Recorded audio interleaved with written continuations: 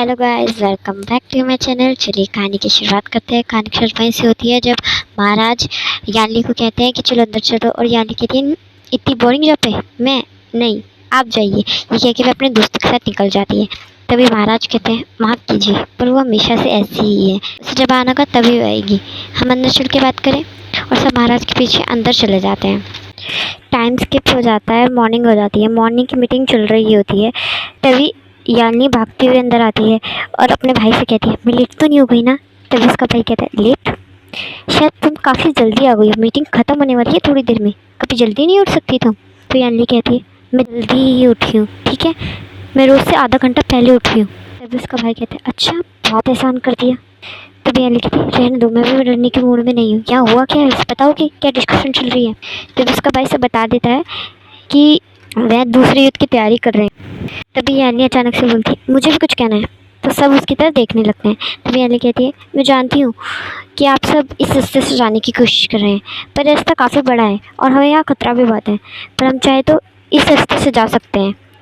ये रास्ता काफ़ी खतरनाक है, छोटा भी है, पर हम जल्दी पहुँच सकते हैं और सीधा दुश्मन के खेमे में जा सकते हैं। और एक बार हमने उनके खेमे में अटैक कर दिया तो हम जंग जीत जाएंगे। तभी महाराज कहते हैं पर हम ऐसे ही सबकी जान का रिस्क नहीं ले सकते।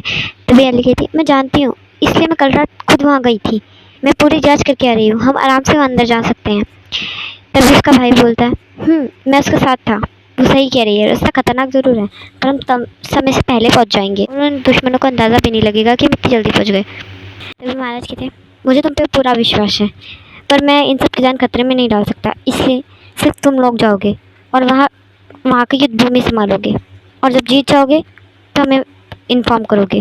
तभी अली कहती ठीक है। टाइम स्किप हो जाता है और वे सच में जब जीत जाते हैं। कुछ दिन ऐसे बीत जाते हैं।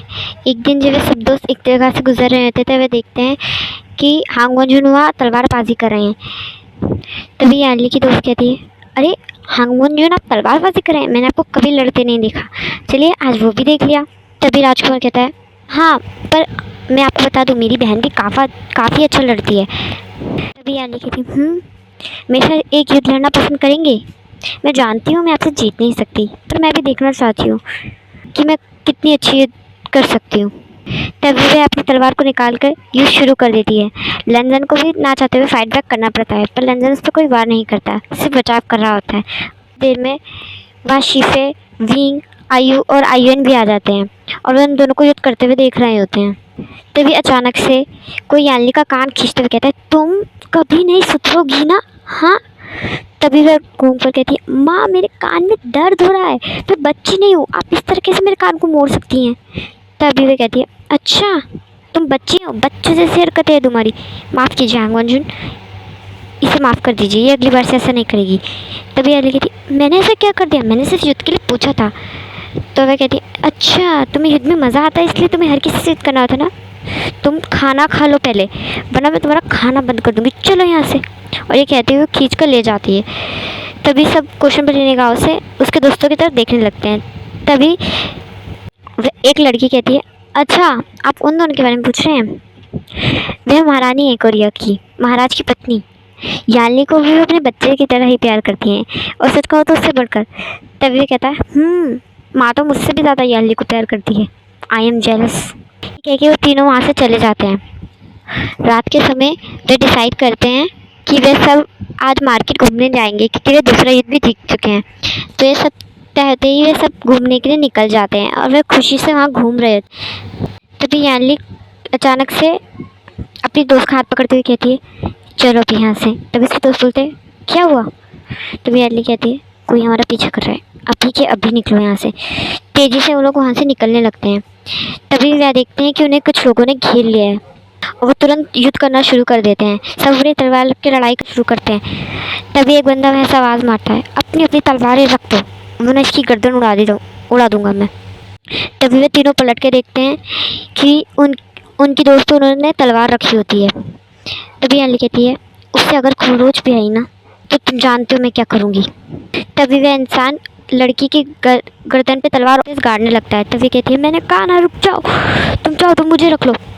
तभी वह आदमी कहता है मुझे मरना के शौक नहीं है जो मैं तुम्हें पकड़ लूँ, अगर मैंने तुम्हें पकड़ा तो तुम पक्का हम सबको मार डालोगी।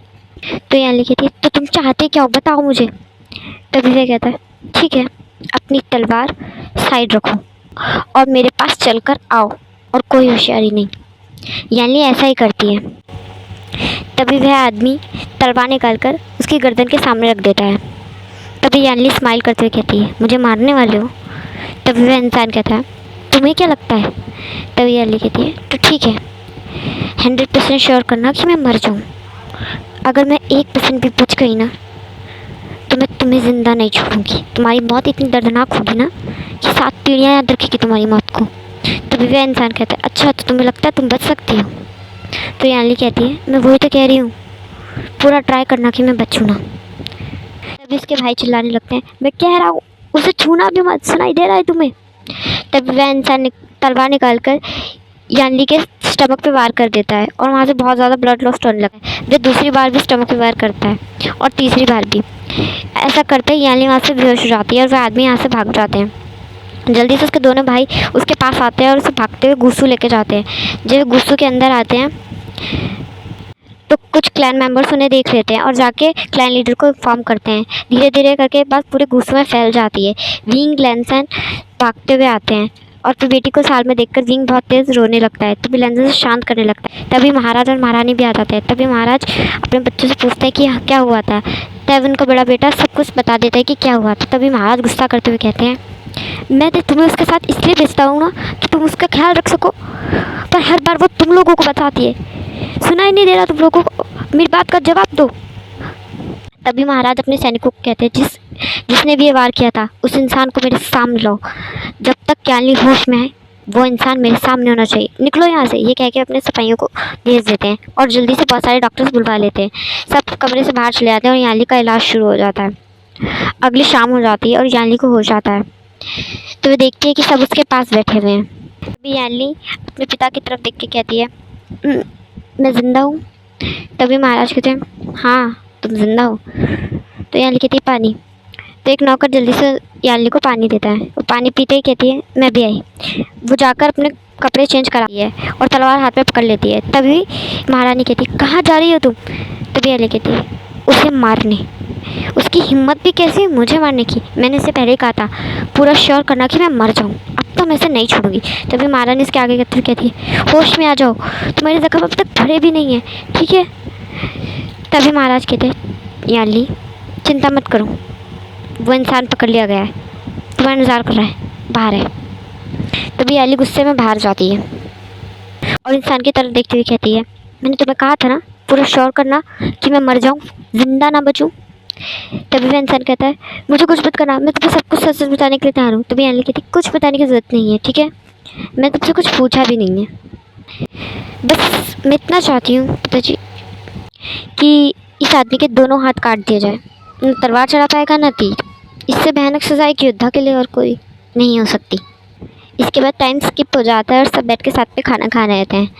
तभी अचानक से महारानी यानली के गालों पे हाथ रख के कहती है मैं तुम्हें बहुत प्यार करती हूँ यानली, तुम ये जानती हो ना। तो यानली कहती है हाँ मैं जानती हूँ महारानी, पर अचानक से ये क्यों। तभी महारानी कहती है तो फिर तुमने बताया क्यों नहीं। तो यानली कहती क्या। तभी महारानी कहती है कि हंगवन जो विभीषण तुम्हारे माता पिता हैं। तभी याली के हाथ से खाने का बॉल छूट जाता है और वो गिर जाता है। तभी वे कहती है आपको किसने बताया। तभी महारानी शांत हो जाती है। तभी याली चिल्लाते हुए कहती है मैं पूछ रही हूँ आपको किसने बताया। तभी महारानी कहती है जब तुम बेहोश थी तब उन्होंने ही हमें बताया।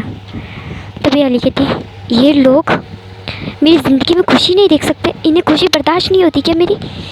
तभी वह गुस्से में कमरे से बाहर निकल जाती है और जैसे वह जिंगशी के बाहर पहुंचती है तो वह कुछ आवाज़ें सुनती है और वहीं रुक जाती है। वो ध्यान से उन बातों को सुनने लगती है और अपने कदम पीछे ले लेती है और वापस अपने कमरे में आके बैठ जाती है और बातों को गौर करने लगती है।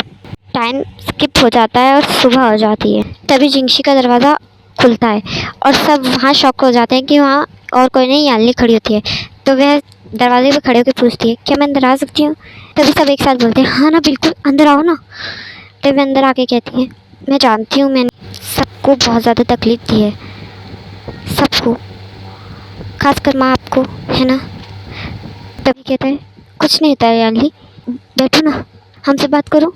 तभी याली कहती है मैं आप सबसे तो बात करूँगी, पर बड़ी माँ आपसे, मुझे आपसे कुछ कहना है।